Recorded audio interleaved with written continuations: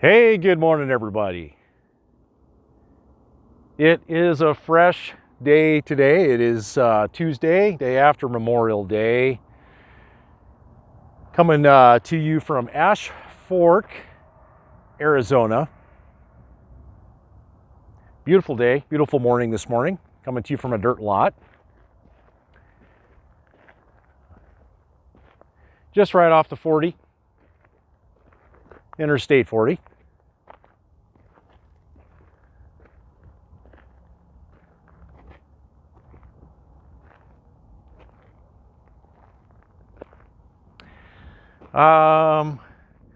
It was good to post a video yesterday. Haven't done one in a long time, and I just want to say appreciate all your comments, and I just appreciate all your comments, man. It was awesome. It's good to hear from all of you. It sounds like you guys are all doing great, and or doing the best we can with what we have out here. So. Yeah, Lee and Nancy asked about doing a tour of the of my new rig, and so I thought I would do that. Title of this video: this is not a mainstream RV living channel. So with that, I'm just going to show you guys, what I've got. I'm a bit of an independent, and I don't generally like to follow the mainstream. I'm not out here traveling with a $100,000 a year remote job. I do the best with what I have, and my singular reason is I just love, I love being out here. I love going to different places. To me, it's not about the rig. It's not about how fancy your rig is, how nice it is, or whatever. Although nice rigs are great, but it's not really about all of that. It's not really about all of that for me.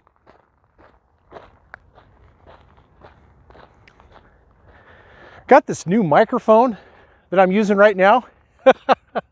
Yesterday, I was using a microphone, but I had the wrong adapter. So the sound that came in from that video yesterday, that was coming right off of the phone. I'm just filming this with the Samsung A51. So if you're thinking that you need a fancy camera to vlog and share your stories, you don't. You can just use a simple cell phone. Just use whatever you have. It's the content that matters. It's not how fancy your camera is.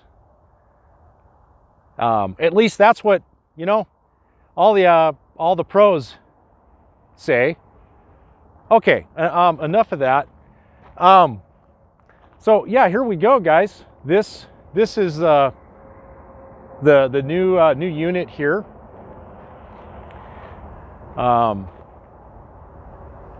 Show it. Turn. Yeah, this is it. This is the new setup that I'm running right now. Very pleased with it. The rig, it's a 2006 Desert Fox built by Northwood Industries.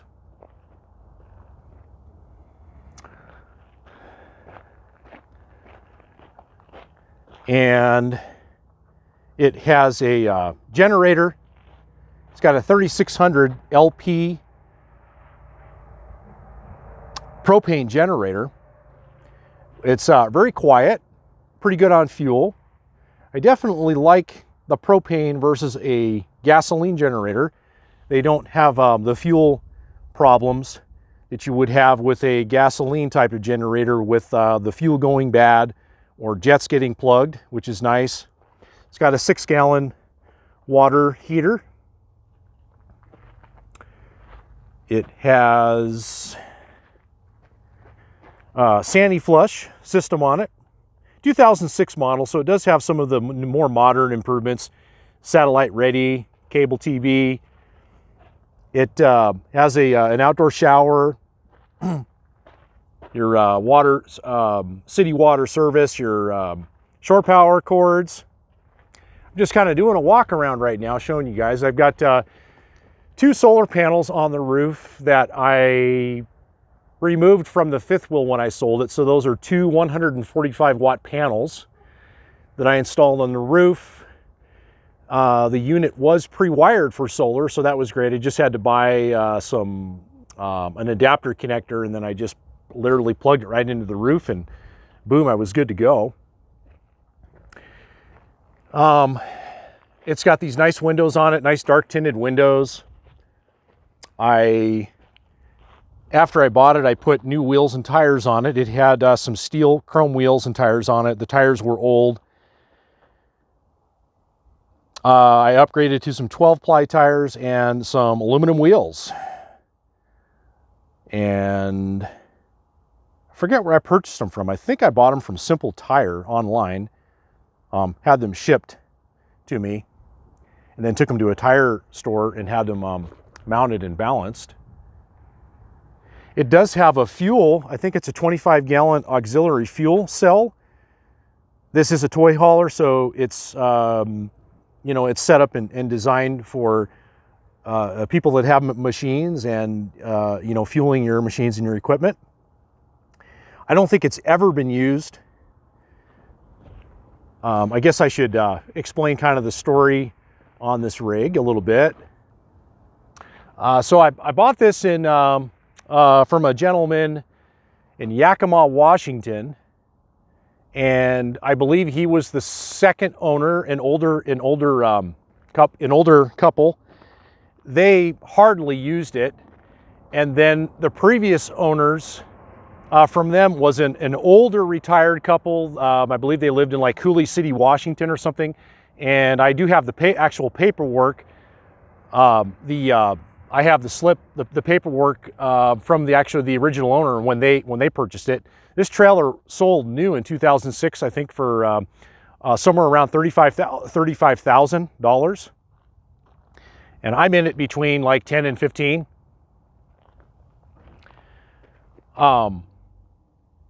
So anyways, this trailer, it's never had any ATVs, motorcycles. It has never had anything hauled inside of it, which is kind of a rare thing with a toy hauler that's, getting into the 20-year mark. And so I guess the reason I bring this up is I see a lot of these videos going around YouTube. These people that are buying these brand new RVs and they're having, frame issues, frame flexing problems, grand design issues, and all these kind of thing going on. And I'm just sharing with you guys, I guess from an independent standpoint, that there are still good used, hardly used RVs for sale in the marketplace. Okay, you don't have to spend $100,000, $150,000, buy a brand new unit. You can buy one like this it hasn't been used very much. Most of the depreciation has been eliminated from it. These still exist. So you can still buy a nice rig for, $15,000, $20,000, something that's in really good shape if you're willing to search and potentially travel to a place. I did pay, a premium, I would suppose, for this rig, but you do get what you pay for. And post the COVID, the prices of everything have gone up. But moral of the story is there are good rigs, good used rigs out there. Now I know this is not advice or suggestions for everybody, because the problem when you buy a rig that's like a 2006 is RV parks. And RV parks have a 10-year rule, and some parks are strict, others are subject to park manager's approval. But it is kind of a pain in the ass, and it is discrimination, and it disgusts me, because I think that your rig should be subject to manager's approval. I don't think that they should just make it 10-year rule. But anyways, if they don't want to take my money, I'll go somewhere else. So that's kind of the story. An older couple owned it. I would be the third owner of it. it's just hardly been used. And I'm going to show you guys some pictures of under the frame, and it's just in really good shape. But these trailers do exist out there if you're willing to be patient. So you don't, and a lot of these new RVs, they have problems. Even if you have $1 million to go spend and buy a brand new RV, it doesn't mean that you're not going to be without your share of problems, because the quality and the manufacturing has really gone down a slippery slope. It seems, based upon what I have seen. Anyways, just food for thought. I have owned, the Northern Light truck camper that I owned, that was basically brand new. I bought it technically used, but the person that I bought it from had never ever used it. He just took it home, parked it in his driveway, and let it sit. Ran into some financial obstacles and became a motivated seller, and then I bought it. But new stuff is you're still going to have to work some of the problems out with them. So I'll just kind of show you under the frame. It doesn't have any rust underneath. It's very clean. I'd like to one of the things I want to do is take a product called Eastwood. Thanks, Wayne, for recommending that. It's an undercoating that you can either spray on or paint on, and you paint it on the frame to basically prevent that. You can see there's a little surface rust going on to stop or prevent that from increasing that amount of rust and corrosion and stuff, and surface rust going on. But it's really clean underneath it. It really hasn't been used much at all. There's a shot of underneath. This is considered a four-season toy hauler. One of the reasons I bought it's also got the spare underneath, which I guess that was an option that you could buy, which is great, having that spare underneath.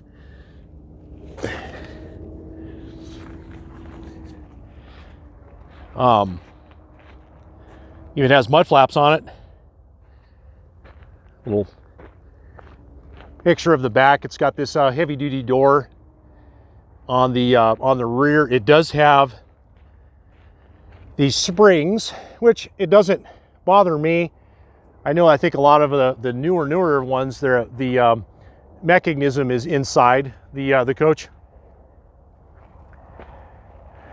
Stabilizer jacks in the rear.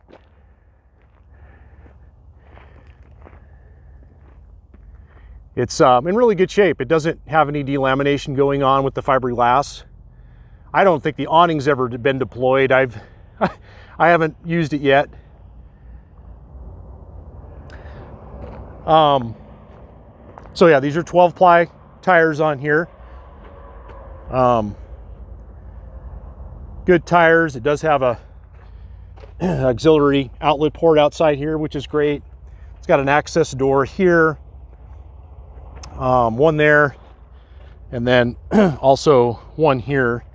So I'm assuming if you went to a fuel station, you could fuel your machines inside the trailer, feeding the fuel line hose from in through that side door. Okay, one of the best features I love about this trailer is the step on here, and I've had the few previous RVs I've owned in the past. Absolutely love the step. You just grab this handle, pull it out, and then do that step, and then you're done. Very simple, very easy to do. Nothing to pick up and slide in. I really like this feature a lot. Again, 2006. So I just love how that accordion's out like that. It's just really nice.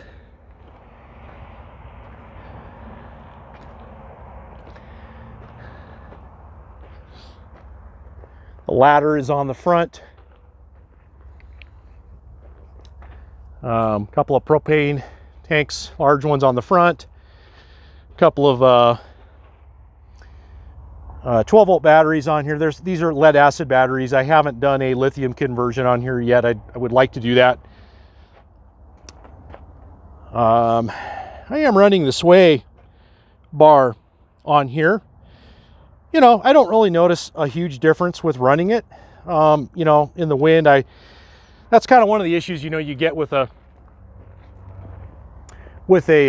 bumper pull setup like this, pull behind bumper pull, is you'll get a little bit of tail swing in the rear when the semi trucks go by and the wind. With this, I think you get more with a bumper pull configuration than you would with a fifth wheel. The fifth wheel just it's a little bit more. It holds the rear together better, I think, with a fifth wheel when the semis are passing you and stuff going down the road.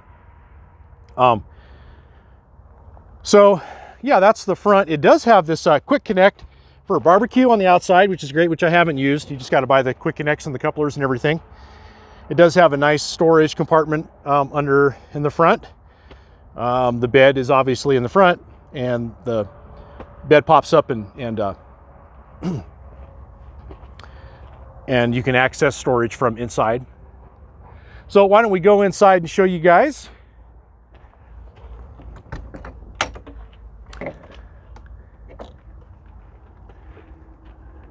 So it's you know, it's a little messy in here, but this is my rig, guys.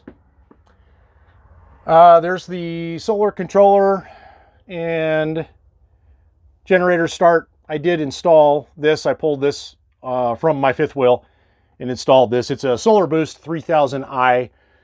Really good solar charger. So here's a picture of the kitchen, and this is this model. It's a 24AS, so it's a 24-foot floor plan. It has a double sink, microwave, and here is the front of the coach. A nice queen size bed with vanity, sink, storage above the bed. I'm not sure if I think these I don't think these are double pane windows. I think they're thermal pane windows. Definitely an upgrade over over the fifth wheel that I had. That mirror is kind of interesting. It actually folds down, and you can set a TV on top of that mirror when you fold it down, and it acts like a little small table or a shelf for putting the TV, and then you would plug it into the 12-volt port over there. So this bed does bed pops up, access door underneath there. One of the reasons I bought well, let me show you the bathroom first.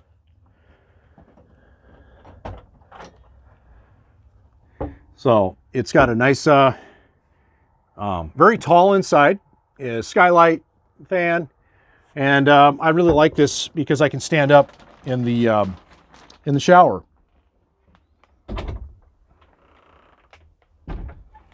I can stand up in here.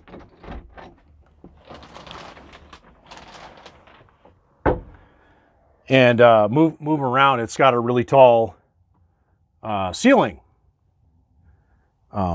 inside, which is great. Sorry guys, not the best not the best footage. I think I've got I guess I could kind of zoom out a little bit. Anyways, just keeping it raw and real for you guys. So one of the reasons I got this toy hauler is because it has the tall ceilings in here, and I'm 6'7", and I'm standing right now, and I'm touching the ceiling, and my feet are planted on the floor right now. So there's about 8 feet of roof clearance in here, which is one of the reasons why I got a toy hauler, and it's definitely probably been the best rig for me so far as just comfort and easeability and moving around and getting around everything. Wow, I've really got this thing zoomed. Yeah, I can't zoom, I guess, out any further. And so, yeah, there's all my stuff. Everything you see is everything I own. That cargo trailer that you may have seen last year, I actually sold that this last winter, downsized a bunch of things, got rid of a bunch of things, and everything you see is what I own. So it's taken me a long time to, I'm not renting a storage unit or anything right now. And so I've, been able to downsize everything I own to one unit. I haven't been able to do that before. So that's kind of a real progress. Got my mountain bike there. I've just got I've got a whole bunch of stuff in here. I think the plan eventually will, once I get settled down, I'll probably, I don't know, I may rent another small storage locker to put all of this stuff in, so I'll have some more living space. It does have like a large 8 cubic foot Northwood freezer refrigerator. Works very well. And surprisingly, it doesn't consume as much propane as I thought it was going to. It's actually, I think it's done, this last winter I was, boondocking in the desert for several months, and it really didn't consume as much propane as I thought I was going to. And so I find this unit to be pretty energy efficient. However, I would like to replace it with a compressor driven unit that would be night and day better. Not just night and day. These, if you guys don't know, these absorption refrigerators, they're not only just a safety hazard, of course, they're just not as efficient, and they don't keep things as very cold, but the probably one of the best, one of the best things you can do, at least from what I have seen from my other friends, they've replaced these with a compressor driven unit like an Everchill, Dometic. I think some of the other brands, they have them, but it's really one of the best upgrades I think you can do to your RV. Not cheap. You're probably going to be into a new one for $1,500, but night and day difference with keeping things cold in the refrigeration department. It does have a folding dinette, which I have up right now. Been utilizing a lot of magnetic things, and that's really helped with. I really like these magnets. You can go to Harbor Freight and buy a lot of little magnetic things, and just kind of attach them everywhere. There was a TV up here at one time. I would like to build a shelf in there and then install a cabinet door there. So that's a dinette that folds down, and then this is a bench seat that folds down.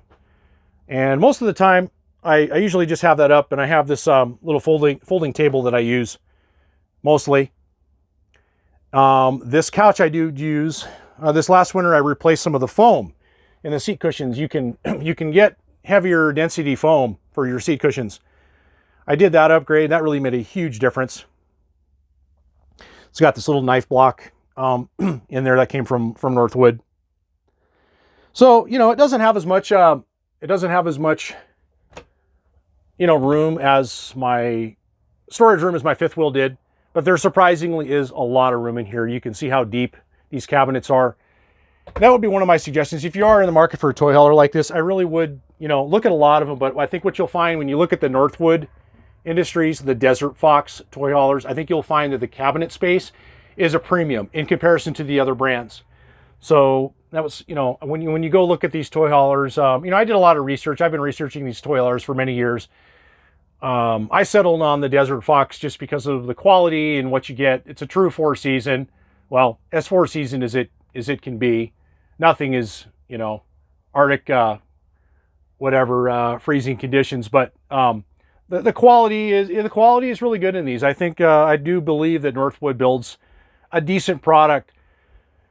When you talk to a lot of owners that have owned these, it's been really good for me. I've been very happy with it, and I haven't had any, just any problems with anything. I haven't had to, redo anything. It's got linoleum floor without, which I really like.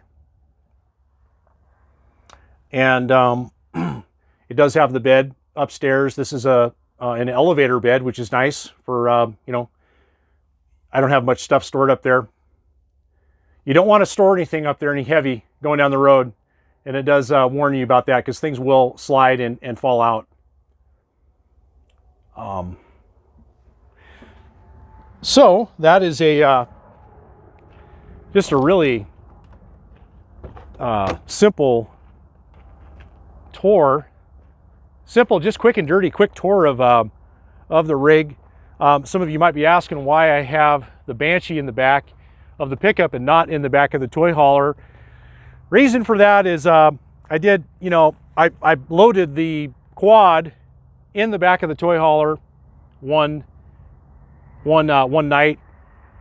I drained all of the fuel out of the four-wheeler, all of it. I drained all of the fuel out of the carburetors, out of the fuel tank, loaded it in there and slept. And the fumes, I could smell gasoline and the fumes. And it was to the point where I couldn't do it. Like I couldn't sleep in there with that in there. So I'm not sure if the fuel tank needs to be pulled from the four-wheeler or not, but nonetheless, it's working out well with the way I have it with the four-wheeler in the back of the truck right now.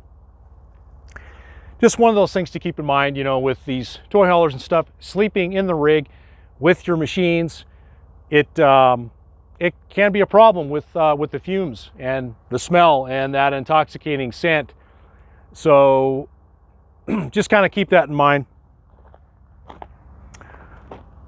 So anyways, overall, I'm really happy with this rig, you know, as far as a full-time living situation. Obviously, this is not a good rig for mobile traveling. I would be much better off with a van or a truck camper for doing more of that mobile traveling, and that isn't the reason. That wasn't one of my motives for purchasing this. I purchased this because I needed something to live in, more of a stationary living experience, not a mobile traveling experience, which obviously that's what I'm doing. I'm, you know, traveling around a little bit right now, driving around. Let me show you some Banshee stuff for all the Banshee fans out there. So there's the Banshee. I'm running the Shearer exhaust on it right now. I did have the FMFs on it. This last winter I did a bunch of testing, a bunch of experimenting with different kind of different pipes, and I'm running the Shearers. They're running really well. I got this thing tuned pretty good right now with jetting and stuff. I've got it really dialed in really well. Yeah, just running the Shearer exhaust on it, 35 carbs. Got the old school Cascade silencers on it, and I did put a PRM Products grab bar on the rear. This last in the winter I bought it used, Facebook Marketplace. A gentleman in Yuma had one for sale. I think I paid $50 for it.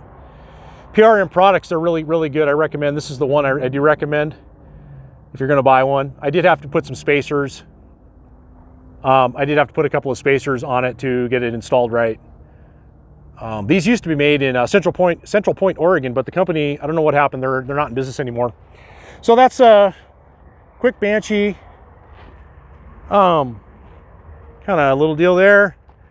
Let's see what else. I put new tires on the Dodge this last winter. I went to Costco, put some Bridgestone Dwellers on. They had a little promo going on at Costco, and I got a little discount, maybe $100 off, which was good. But yeah, really good tires. Really like them a lot.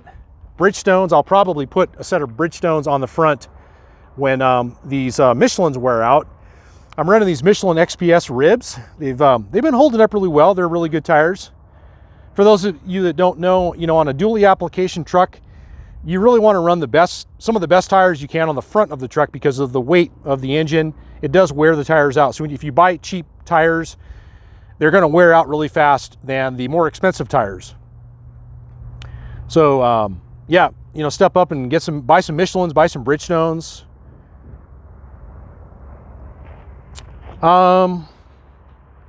Other than that, yeah, I know last year I had a little leak going on with my transmission lines, and after that fix I did, I haven't had any leakage going on or anything, which is nice. Really looking good. I had this whole unit washed. I went through one of those truck washes. The truck wash is like off the interstates, and I'm telling you right now, it was well worth it. Those guys, man, it's well worth it. You got an RV. It's my advice. I would just drive it in there, and you'll be in and out of there. And with the exception of waiting in line to have the rig washed, you'll be in and out of there in like about probably 15 minutes, man, and it'll turn out really good. Yeah, definitely worth it. Those truck washes, those heavy truck washes off the freeway. If you want to get your rig washed, you got a large one like I've got, definitely recommend it.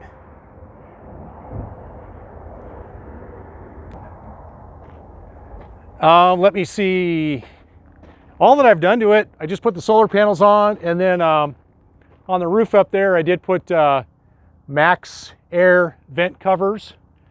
I installed those on the roof vents. Those do make a difference with just wind and rain, and if you forget to close one of your vents when you go traveling down the road, it will prevent the elements in the rain from getting in and even probably losing your vent covers. But that's a really good, and they also do help with the protecting the sealant that is around the vent covers from the UV rays and the rain.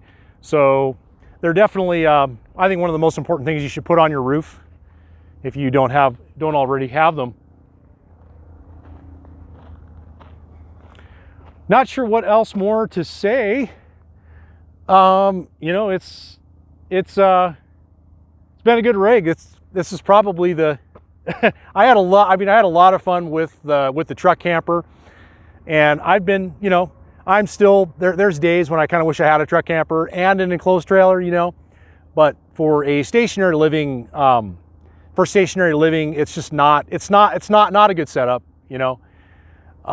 But this is a great rig. The toy hauler is definitely, even if you're not hauling any machines or toys or anything with it, I would say they're definitely a win for full-time, just for full-timing, because all the extra room you get, the ceiling height, that's the huge benefit with a toy hauler over a standard bumper pull trailer. You get an additional, you know, 2 feet of height inside for a tall person like me. And that's why, I mean, I love this thing, because when I walk around, everything is tall inside. The counter cabinets are tall, the countertop is tall. So for me, it's really ideal.